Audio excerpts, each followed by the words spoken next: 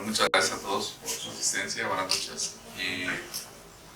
Para mí es un gusto poder participar por segunda ocasión ya en Viernes de Ciencia y poderles hablar de un tema que en los últimos años ha sido de mucho interés para el grupo de aplicaciones láser en la Universidad de Guadalajara, que es el láser como herramienta de restauración.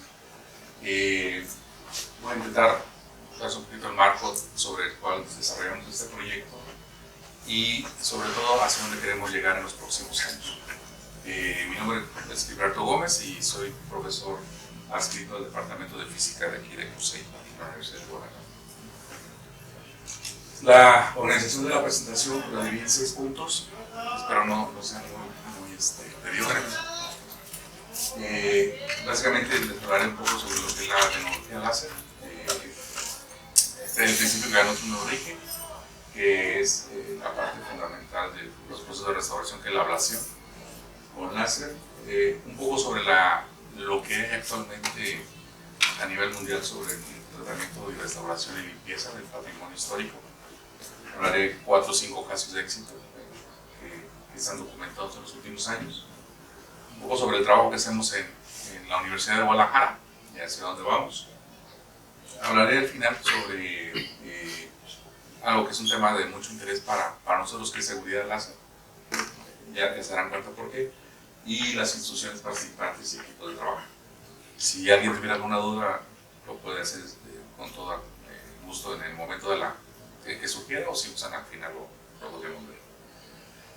Bien, hablaría en una primera instancia de qué es el láser, ¿no? El láser como tal, si nos metemos tanto a la parte física, pues es un sistema de emisión de radiación. Como puede ser el proyector, por ejemplo, puede ser una lámpara en una casa de habitación, pero tiene características muy especiales. Esta emisión se logra a través de un proceso que le llaman proceso estimulado. Es decir, yo tengo que lograr interacciones a nivel atómico para poder generar este tipo de fotones o este tipo de paquetes de energía que se traducen en este caso en la radiación láser. El desarrollo es muy reciente. Si hablamos de la gran mayoría de los desarrollos tecnológicos, 1960 a nuestras fechas, pues yo podría decir que es reciente. Meyman en el año 60, 16 de mayo, presenta por primera vez el láser. En este caso es un láser fabricado con rubí y abre un campo de desarrollo científico y tecnológico muy grande, muy grande. La UNESCO este descubrimiento lo realza al declarar en el año 2017 el 16 de mayo como el Día Internacional de la Luz. Y en todo el mundo celebramos el 16 de mayo como el Día Internacional de la Luz. Se hacen eventos muy especiales en donde recordamos la importancia de ese tipo de tecnología y lo que ha significado para la humanidad. Déjenme decirles que el láser como tal, como herramienta, está involucrado en más de 10 premios Nobel de Física y Química. Imagínense lo que eso significa, que como herramienta haya contribuido a poder desarrollar nueva tecnología, nueva ciencia y lo que ello conlleva al campo de desarrollo. Entonces, como yo les decía, abajo viene un esquema muy básico de cómo se genera la radiación. Tenemos que excitar un material que nosotros llamamos medio activo. Tenemos que tener una cavidad donde hacemos que los fotones, la luz rebote.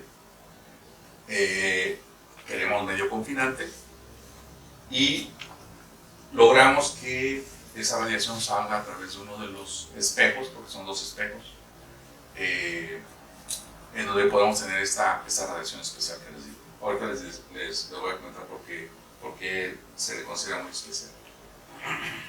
Bien. Tiene que ver con esto. Las propiedades de la radiación láser son muy importantes y sus aplicaciones hoy en día conlleva a sus características. Aquí yo menciono 4 características especiales que tiene este tipo de radiación que otro tipo no lo tiene. monocromaticidad, se llama así porque puede emitir en un solo color. Entonces yo puedo tener múltiples láser que pueden emitir en muchos colores, no solo en el espectro de la radiación visible, que es la que nosotros podemos observar, sino también podemos emitir en ultravioleta, por ejemplo, o en radiación infrarroja, cosa que nosotros no podemos observar, pero sí tenemos instrumentación que lo puede hacer. Es altamente coherente. Imaginarse la coherencia como frentes de onda o frentes de paquetes de radiación que van muy ordenados, ¿verdad?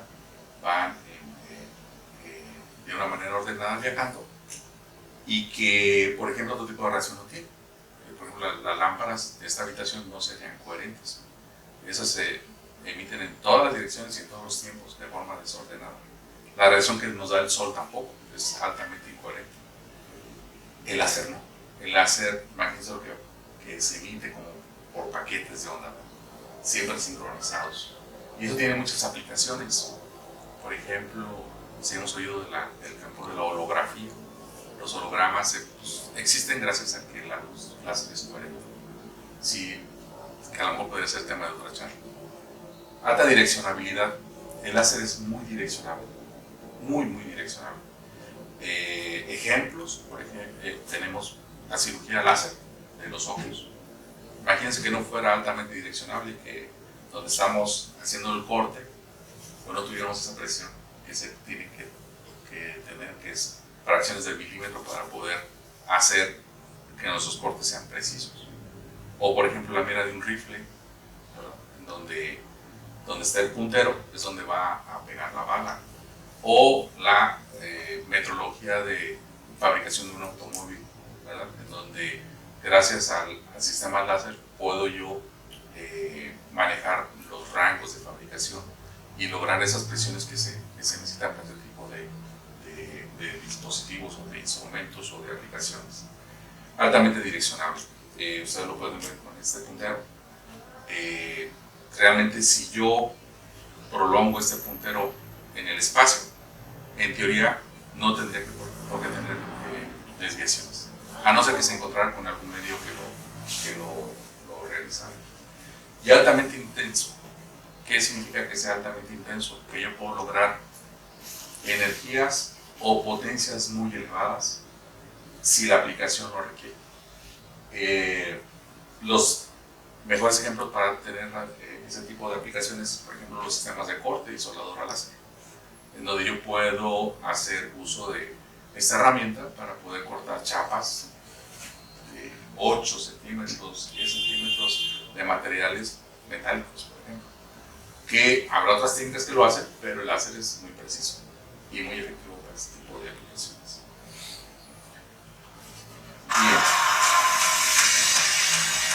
Para irnos adentrando a lo que es la tecnología láser. Esta información es muy reciente, 19 de julio de 2025. ¿Por qué se las pongo? He estado hablando de la gran cantidad de aplicaciones que puede tener el láser. ¿Qué fue lo que hicieron? 1100 láser en un centro cerrado para hacer un espectáculo de luz y sonido. Nunca se había logrado eso. Lo hicieron en Ámsterdam y lograron el récord Guinness.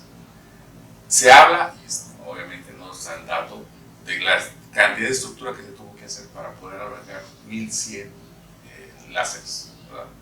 Las torres que tuvieron que hacer, el sistema electrónico de control, etc.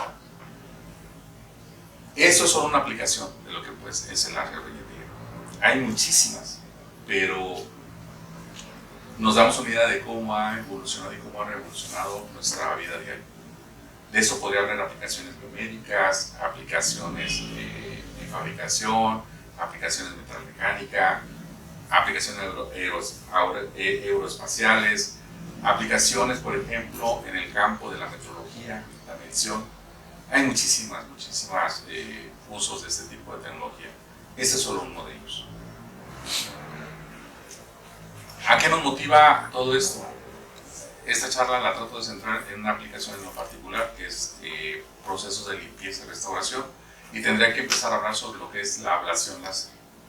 La ablación láser no es más que un mecanismo en donde yo tengo energía en una superficie de interés y esa energía es lo suficientemente intensa para provocar el desprendimiento del material que yo quiero eliminar.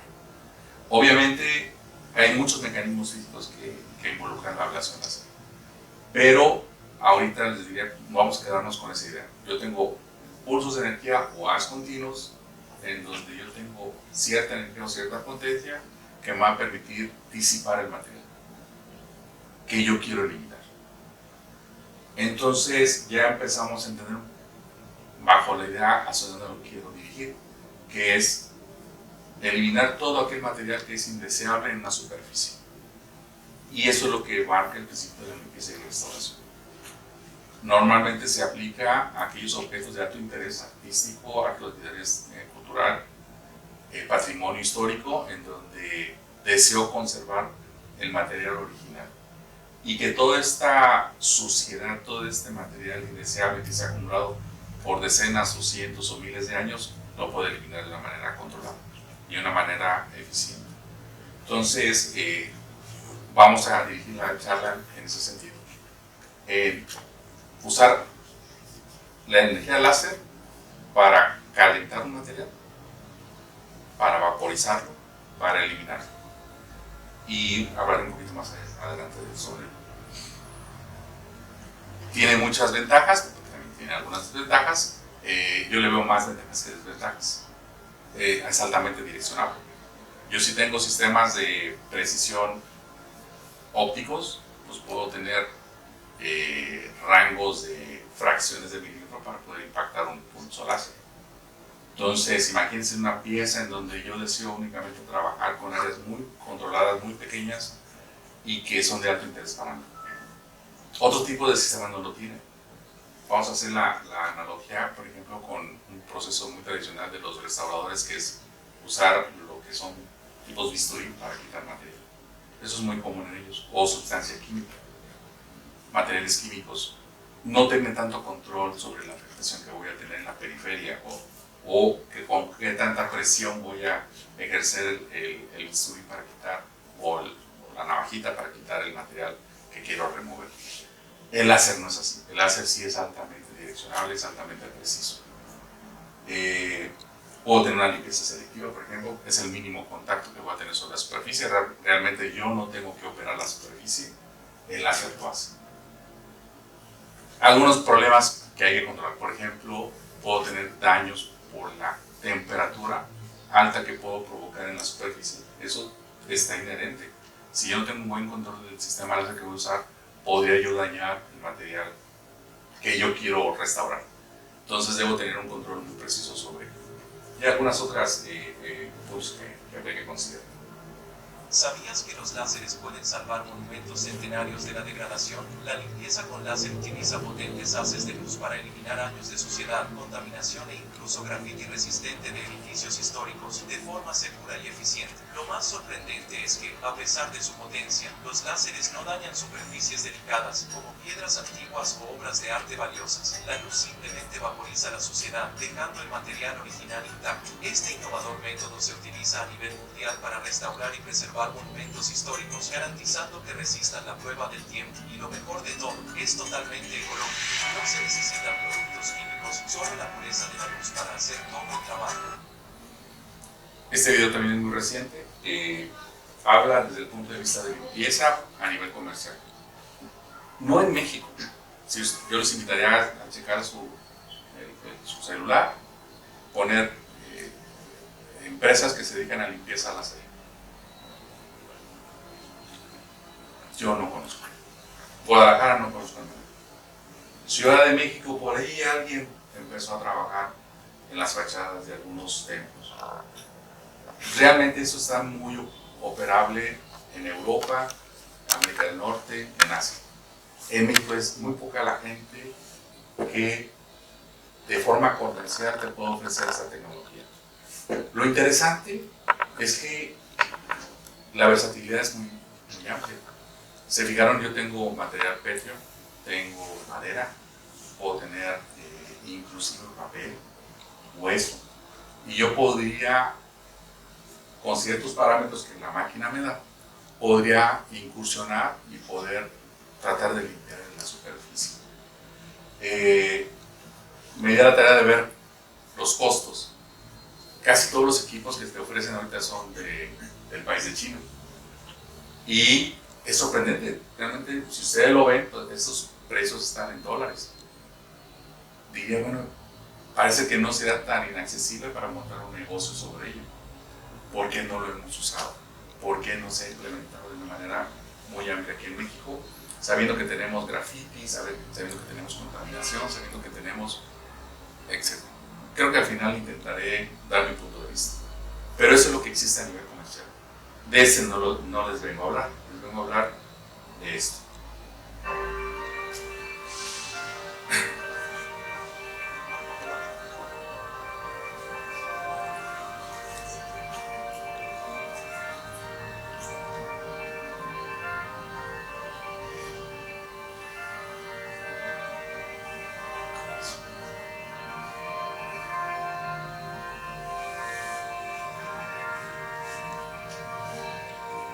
Este proceso, en el que la eliminación del material está ligado a las propiedades ópticas y mecánicas del mismo, es una novedad absoluta en el sector de la restauración. El láser permite discriminar los diferentes niveles de estratos superficiales que componen las estratigrafías más complejas. Y esto ha permitido hacer labores de recuperación que antes se creían imposibles. Seguramente hoy en día, en un trabajo de restauración, existen muchos menos riesgos que en el pasado. Durante mucho tiempo, el restaurador ha acostumbrado a usar herramientas mecánicas o productos químicos para solubilizar el contaminante. Las primeras aplicaciones del láser en restauración se hicieron en Venecia a principios de los años 70. Se intentó utilizar esta técnica para eliminar las costras negras que cubrían el mármol de las edificaciones de la ciudad. Sin embargo, hay que señalar que en aquel momento la tecnología todavía no había madurado y es posible que el sector no estuviera aún preparado para aceptar una revolución de tal magnitud con respecto a los métodos tradicionales. ¿Por qué me interesa hablar sobre ello?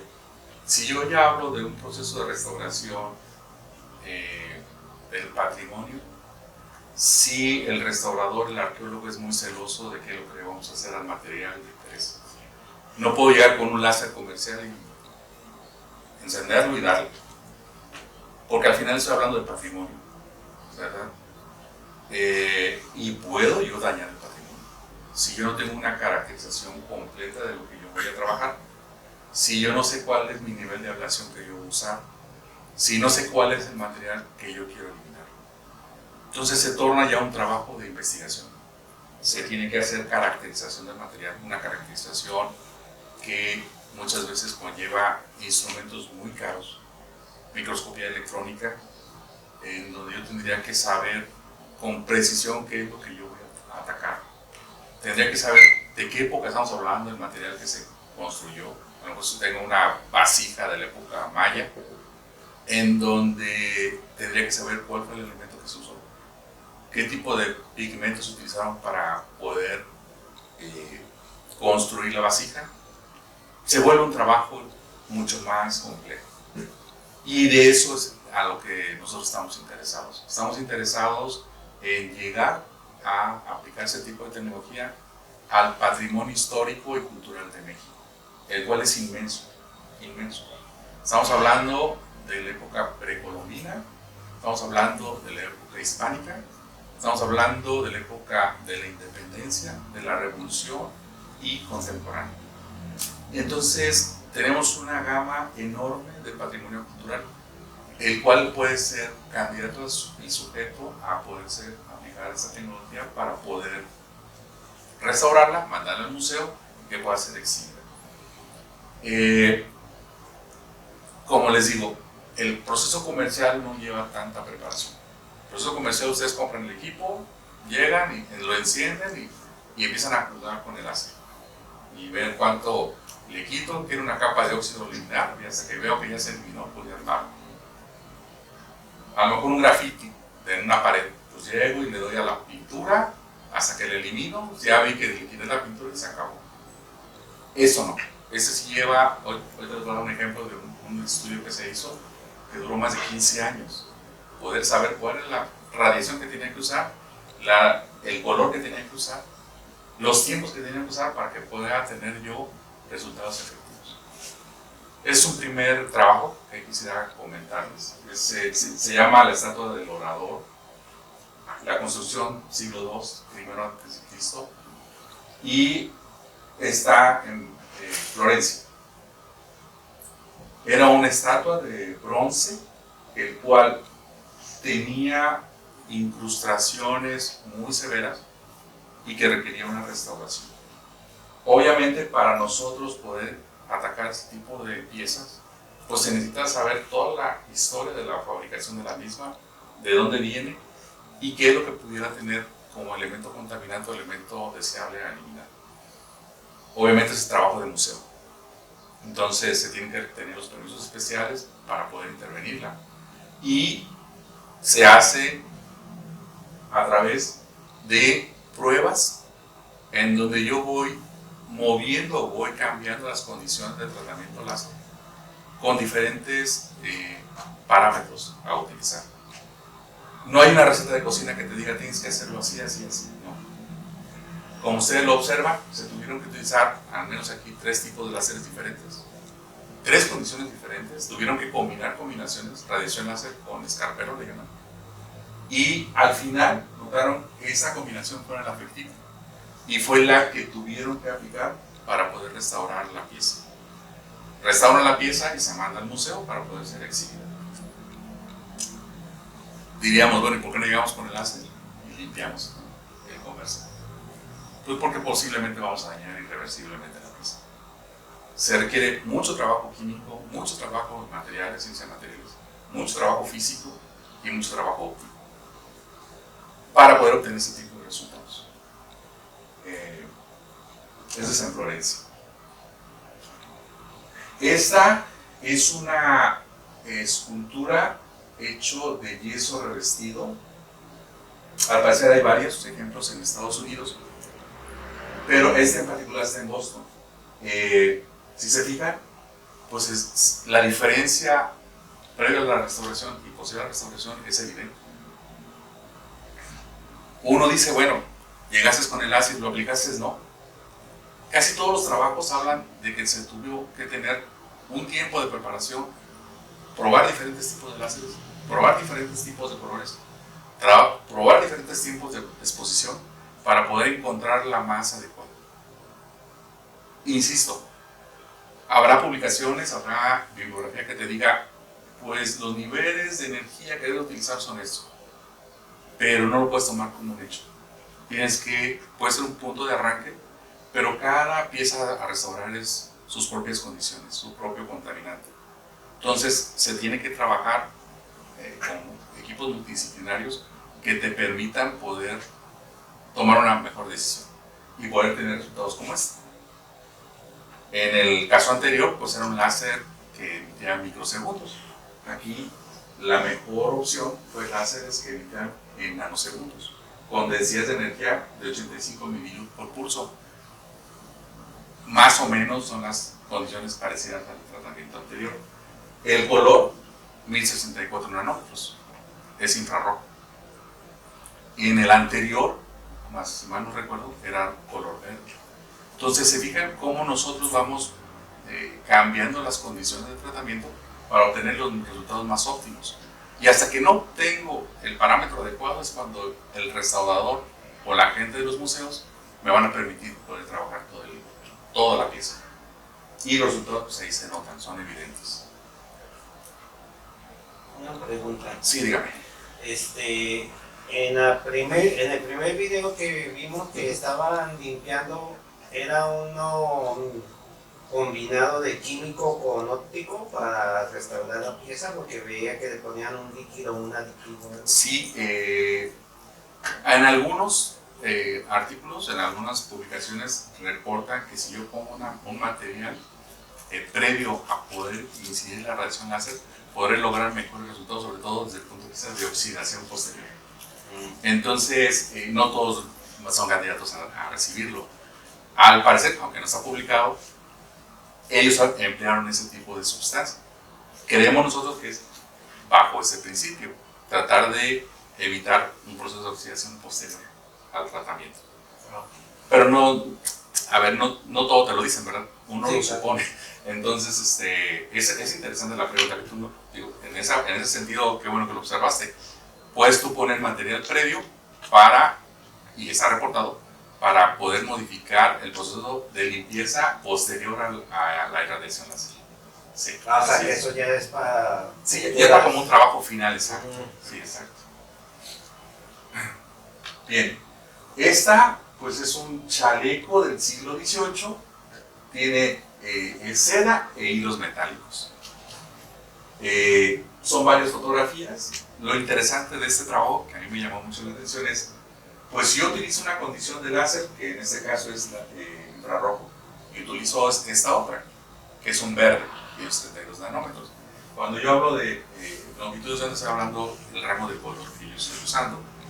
Pues resulta ser que notaron que cuando usaban 1064, sí limpiaba, pero le perdía ese color dorado original de la pieza. Y no, pararon, dijeron no. Lo que no queremos es que se pierda ese brillo original que es dorado. ¿Qué fue lo que hicieron? Cambiaron la longitud, cambiaron el color. Y resulta ser que logran eliminar la suciedad y logran preservar el color dorado. ¿Qué fue lo que hicieron? Pues ahora trabajar todo el chaleco con esa longitud, con ese color. ¿Se fijan? El restaurador pudo haber dicho, pues tengo este solo láser, lo aplico, ¿qué hubiera pasado? Pues le pierdo el color original. A eso me refiero. Este campo es muy bonito, se llama ciencia de materiales, pero es varias áreas: ciencia de materiales, química, óptica, y obviamente tiene que haber una combinación de todas. ¿Qué es lo que está pasando con ese hilo metálico? Pues está reaccionando efectivamente en verde, negativamente en infrarrojo. Entonces ellos toman la decisión de trabajar con verde y pueden restaurar todo su chaleco del siglo XVIII. ¿Okay? Este fue en el Museo Modena en Italia. 2023 fue publicado ese trabajo. Y ahí se ven los trabajos finales. Ese es el previo, ese es el después. Previo, después. Cómo realza el color dorado del hilo metálico. Y aquí vienen algunas carencias que para nosotros son interesantes. El color. Es decir, si a nosotros nos enfrentamos a poder restaurar un hilo metálico aquí en México, pues ese sería un artículo de referencia. Yo ya no lo intentaría por el infrarrojo, me iría directamente al verde. Si hay un antecedente exacto. ¿Usaría la misma afluencia o la misma cantidad de energía? No lo sé, ahí es donde yo podría variar. Aquí me dice usé 0.16, aquí usé 0.08, mucho menos. Entonces ya yo me voy a esa referencia. ¿Que ese va a ser efectivo para mi pieza? No lo sé, porque posiblemente mi pieza fabricada en México con otras condiciones, con otro proceso de oxidación o con otro proceso de suciedad. Entonces, no necesariamente estas condiciones van a ser operadas para una pieza parecida. Tendría que ser pruebas previas. Bien. Este otro trabajo me sorprendió enormemente y me encantó. ¿Qué fue lo que hicieron este museo? Es un arco, por ahí dice, de los 1800, de un pueblo brasileño. Este arco y flecha tiene retoques, tiene fabricación con plumas de guacamayo. Entonces las plumas de guacamayo son estas. Aquí hay un aumento en microscopía electrónica. Se nota perfectamente cómo está la pluma sucia. Y después del proceso láser, cómo queda limpio. Aquí abajo lo que ustedes notan es los cambios de color, ¿verdad? Más brillante, más opaco. Imagínense, algo tan delicado como una pluma, poder trabajar con él. ¿Tenemos plumas en México? Claro. Las culturas aztecas, mayas, eran usuarios permanentes de las plumas. ¿Podría ser aplicado? Claro, que podría ser aplicado. Nos sirve como referencia definitivamente. ¿Qué usaron ellos? 100 nanosegundos en duración del pulso 0.7 joules sobre centímetro cuadrado. Para nosotros sería un punto de partida. ¿Que va a funcionar ese parámetro para una posible aplicación en México? Posiblemente sí, posiblemente no, pero nos da un punto de partida. Ya no vamos a ciegas. Ya tenemos a alguien que lo hizo en el museo. ¿Dónde fue esto? Grafología de Turín. En Turín. En Turín. Sí. Y el resultado es espectacular. Dice uno, pues algo tan delicado como una pluma. Estamos hablando de aplicaciones en pinturas al óleo, estamos hablando de aplicaciones en papel, en cosas muy delicadas. Y el láser tiene esa peculiaridad, esa propiedad. Yo, dependiendo de la energía que le inyecte, es lo que voy a eliminar. Yo puedo tener sistemas de control de eliminación al orden de los nanómetros, 10 a la menos 9 de metro, o micrómetros, 10 a la menos 6, o milímetros, 10 a la menos 3. ¿De qué va a depender? De la cantidad de energía que le meta, de cuánta energía yo quiero usar. Y esa va a ser su capacidad relativa. Por eso lo hace tan versátil, por eso lo hace tan bonita la técnica, que es capaz de respetar una pluma de los años 1800. Imagínense el nerviosismo, ¿no? del restaurador y del dueño de esta pieza, de este museo. Ay, no lo vayas a quemar. Y pues bueno, ahí están los resultados. Eso es lo que nosotros tenemos que hacer. Un antes y un después. Ver el trabajo final y validarlo. Sí.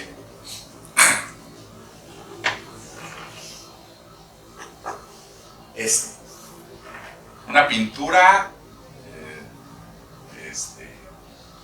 de los años 1960, 1961, dice el artículo que sus pruebas duraron del año 2013 al 2022.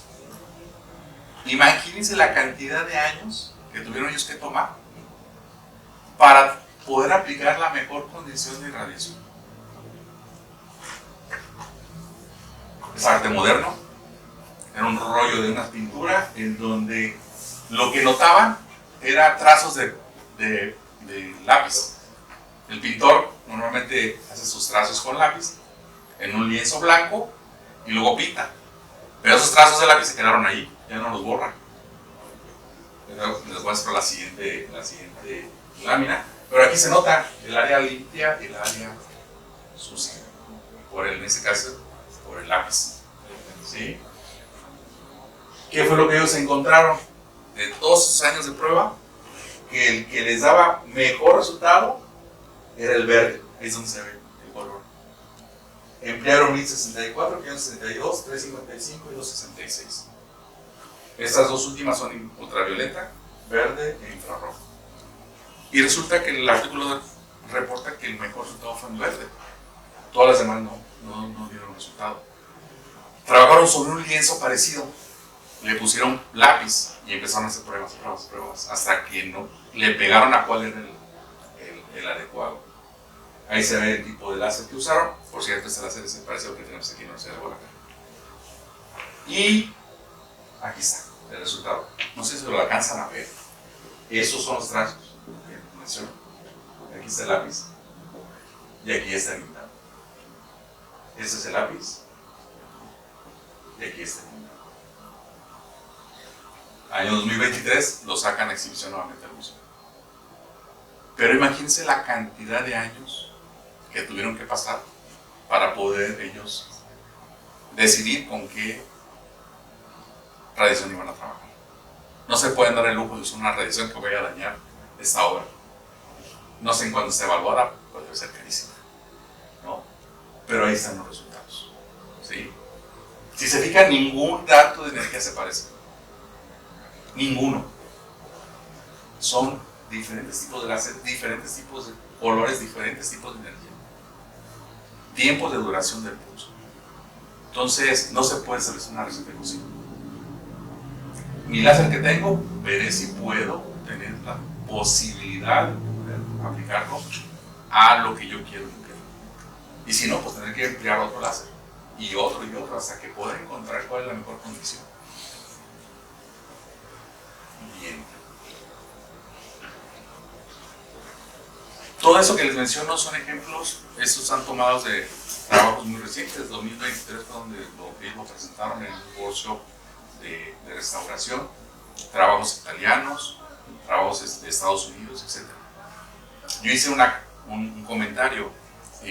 Lo que nos ha tocado realizar en los últimos 5 o 10 años aquí en México es que desafortunadamente ningún grupo de investigación ha aplicado la radiación láser para este propósito.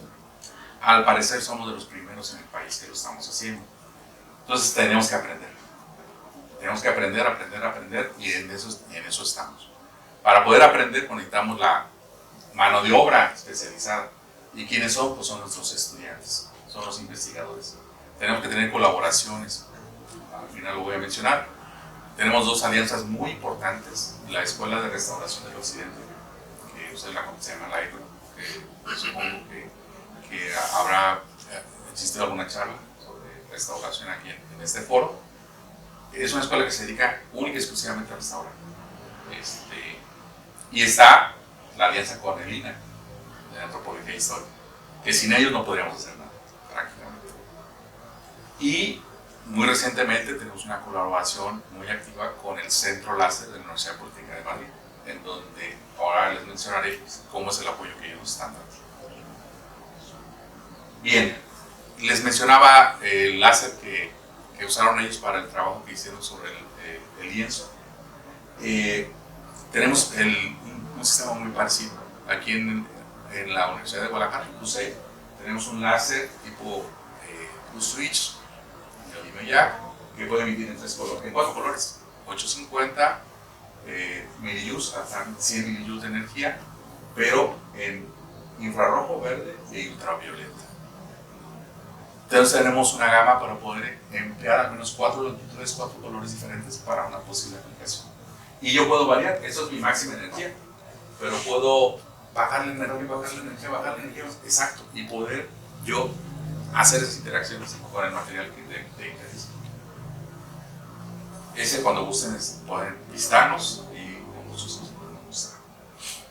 Este es el sistema que mencionaba el doctor Alejandro.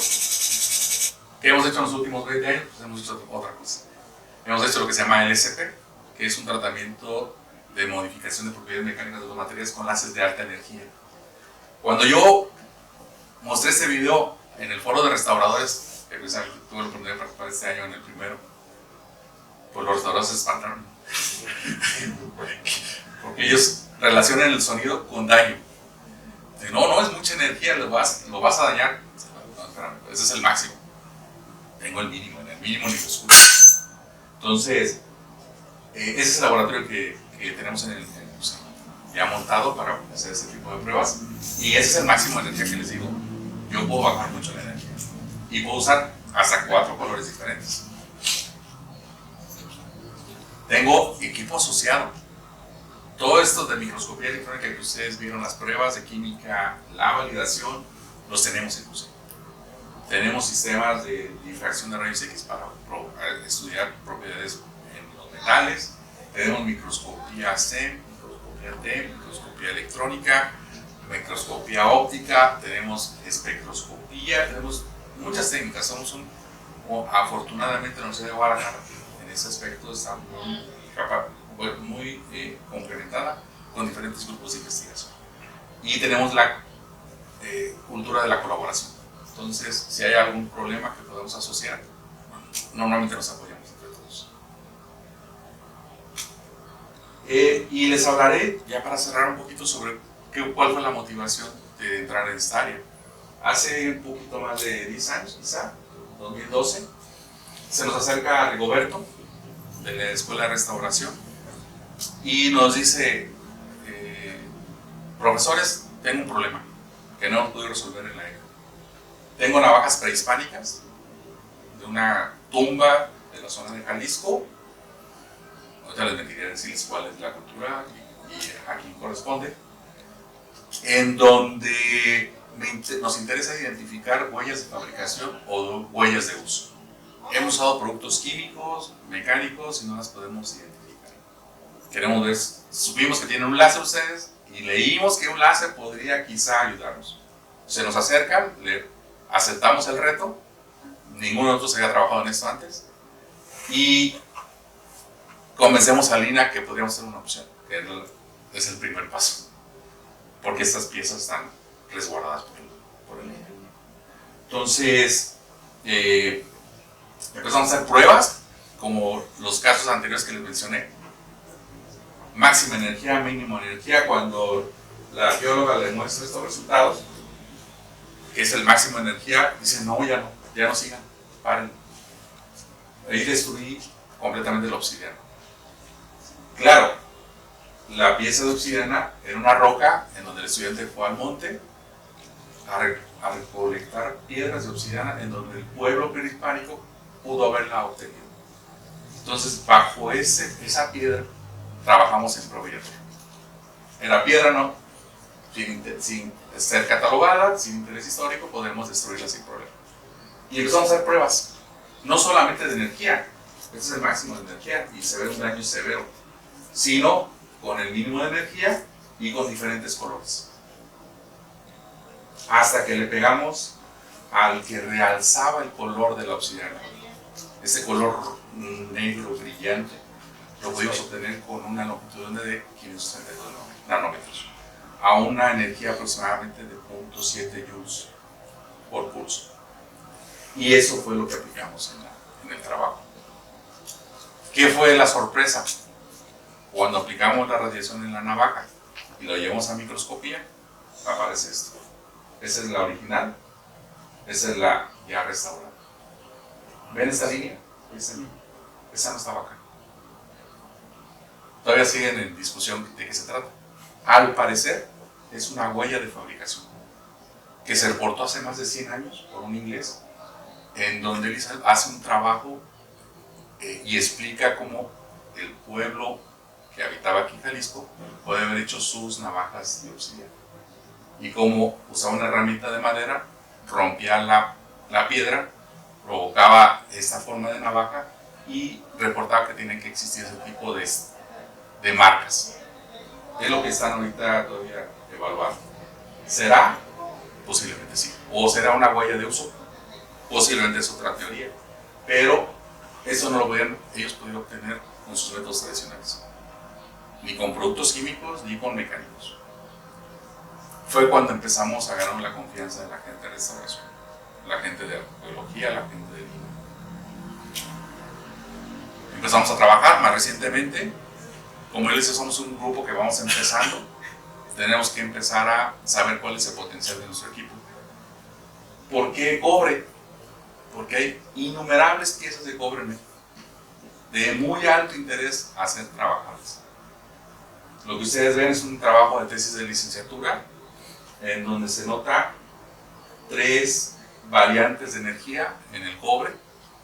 El de mejores resultados es el del medio. Con estas cantidades de disparos, son 5 disparos a cierto valor de energía.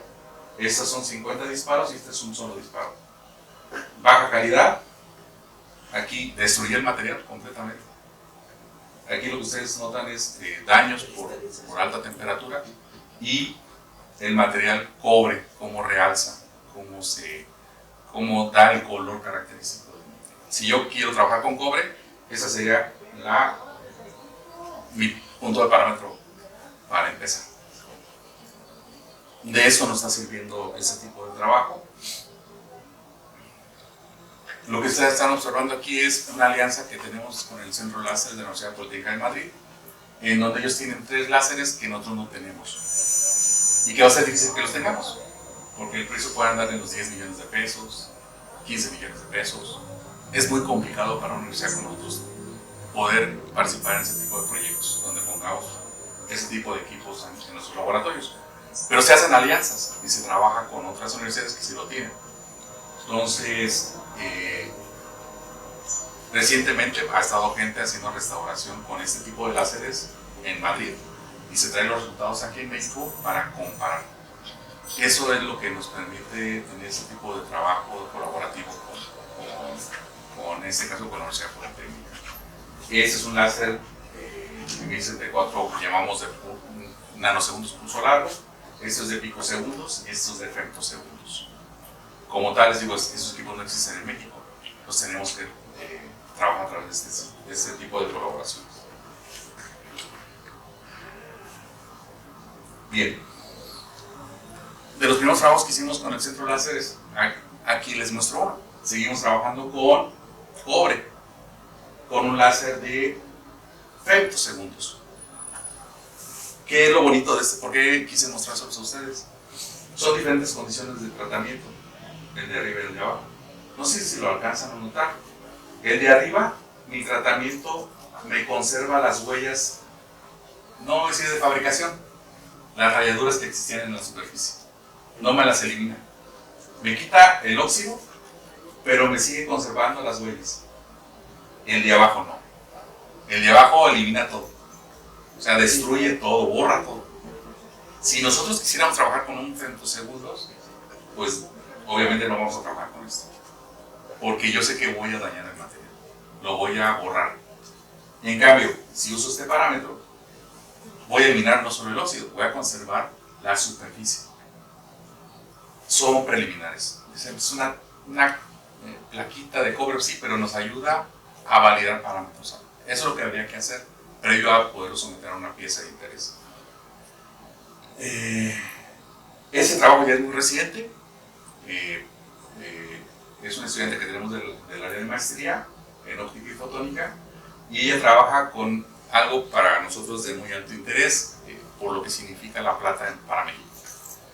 Estas son monedas del año 1940, 1950, las cuales están sujetas a un proceso de oxidación artificial.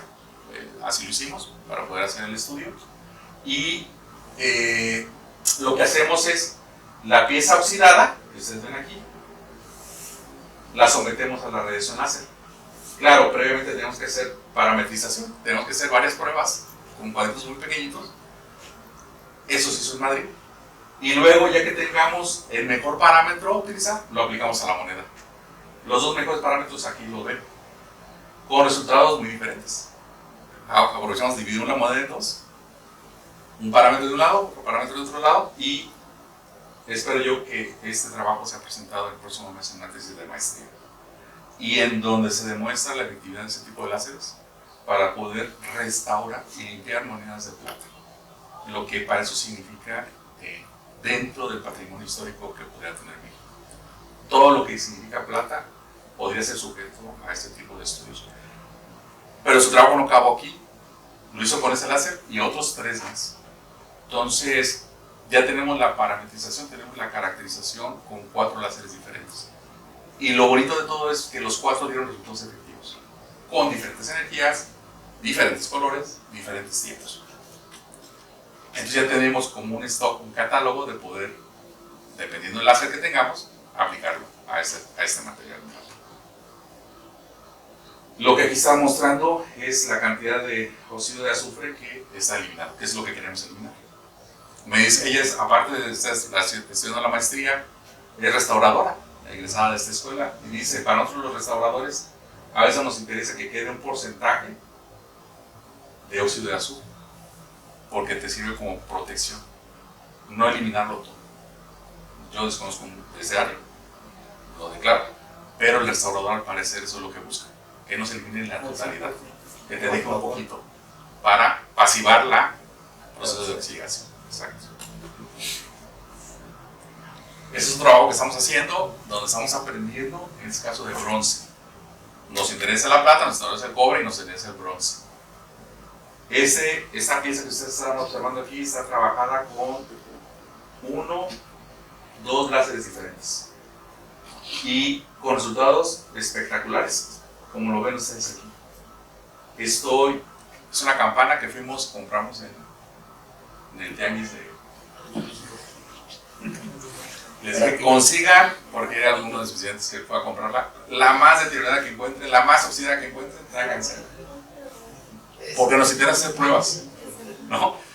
Y esta campana se fue a Madrid y regresó. Y ahorita estamos validando resultados.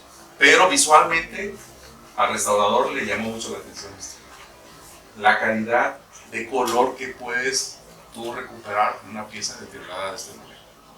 En este caso, pues, estamos hablando de una campanita de bronce. ¿Qué viene? Ojalá y podamos lograrlo pronto.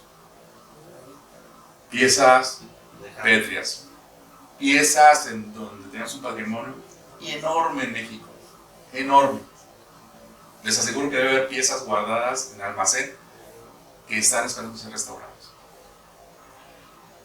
La industria, obviamente la cultura en México, las culturas trabajaron muchísimo la piedra, no solo la obsidiana, otro tipo de piedra. Y como lo he mostrado en anteriores láminas, todas son sujetas, el láser sujeta a poder provocar este tipo de limpieza. Y son materiales muy nobles. La piedra aguanta muy bien esas condiciones de energía. Estamos tratando de convencer a Leina para poder, si podemos empezar a intervenir en este tipo de piezas. O estas. Hueso. Pirita. Cerámica. Actualmente ya no alcancé a poner la fotografía, pero tenemos un proyecto con el INA en donde estamos intentando eliminar un hongo que está en una vasija de una cultura previa a la llegada de los españoles y que desean eliminarlo con una técnica láser. Estamos en eso. Estamos validando si es posible poder utilizar este tipo de radiación para eliminar ese tipo de hongo. Ojalá el próximo año pueda platicarles un poco más sobre si vamos avanzando en el proyecto. Pero todos esos son candidatos a poder ser intervenidos con un láser. Previo a que termine, les decía que es un tema que a mí me interesa mucho hablarlo con ustedes, que es la seguridad láser. Todos los sistemas hay que tener las precauciones para utilizarlo, más los que les he mostrado. Son sistemas que requieren un nivel de seguridad muy alto. Normalmente mis estudiantes y los investigadores que trabajan en este campo requieren un curso especializado de seguridad láser para poder intervenir o poder usarlo. El elemento principal de seguridad son las gafas. Las gafas son obligatorias en todo momento cuando entra a un laboratorio láser, sobre todo del tipo láser que les menciono. Hablamos también de sistemas de señalética. Cuando ustedes vean esa señalética en una puerta, no abran la puerta. Nunca la abran porque no sabemos si está operando el láser. Pero bueno, eso es obligatorio. Aquí conmigo hay varios estudiantes que trabajan y saben que no pueden entrar a un laboratorio si no tienen ese tipo de medidas de seguridad. Pero en especial me gustaría mostrarles esta lámina. Tenemos ya muchos años en los foros de óptica en donde estamos intentando concientizar a la gente de lo peligroso que puede ser usar un láser de manera irresponsable. ¿A qué me refiero? A hoy en día los punteros láser los puedo comprar. Van ustedes por Colón en el tráfico y van a ver que hay gente vendiendo punteros. En los tianguis, en todos lados te puedes comprar un puntero láser. Es un trabajo del 2022, realizado en 2022 por la Escuela Catalana de Barcelona. Y es un reportaje que ellos hacen. Los peligros de los punteros láser para niños y niñas. Yo no diré niños y niñas, para todo. Y hablan en lo particular de las reglas que debemos de seguir y obviamente las precauciones que debemos tener. El problema de tener este tipo de radiación, sobre todo para láseres arriba de 5 miliwatts, es muy severo. Es muy severo porque los daños que puede provocar a nivel retina en el ojo son irreversibles y puede provocar puntos ciegos, inclusive ceguera. Lo que ellos dicen es, por favor, no le suelten punteros a los niños, jamás. Es muy fácil llegar y apuntar al ojo del compañerito, ¿no? Es un nivel de charla divulgativa en el cual intentamos concientizar a la gente. Si voy a comprar un puntero, que sea de un manejo profesional y bajo una aplicación especial, pues, o sea, que tenga siempre presente que no puedo tener ese tipo de radiación al ojo directo. Dicen ellos, hay una recomendación, ¿cuándo sé que es arriba de 5 miliwatts y cuándo no? Si son pilas como las de los relojes, normalmente son debajo de 5 miliwatts. Ya cuando son pilas AA, AAA, ya son láseres por encima de los 5 miliwatts. Hacer conciencia nada más. Entre nosotros, nuestros hijos, nuestros familiares, el uso de los punteros láser puede provocarnos daños. Y cáncer. Es otro tema. Es otro tema. El cáncer está muy asociado a radiaciones tipo UV, en donde se hace rato se percataron, mencionaba que tenemos radiación UV en láseres también. Y que tenemos que tener mucha precaución para usar esos. Sí. Bien. Pues yo quisiera hacer un reconocimiento al grupo de trabajo que tenemos. Este trabajo no es solo. No podríamos hacerlo solos. Hay gente, investigadores de muchos años en la Universidad de Guadalajara que nos están apoyando, cada quien en su área de especialización. Ellos 4 trabajan en UCEI. Seguramente algunos ya han venido aquí a dar alguna charla. Tenemos a la gente de la ECRO, la Escuela de Conservación y Restauración del Occidente, la doctora Lorenza, que es la arqueóloga, que nos está apoyando muchísimo en esta parte. Marta, la maestra Marta, que trabaja sobre todo en cerámicos. La maestra Diana, que trabaja en metales. Y la maestra Montserrat, que trabaja en pintura.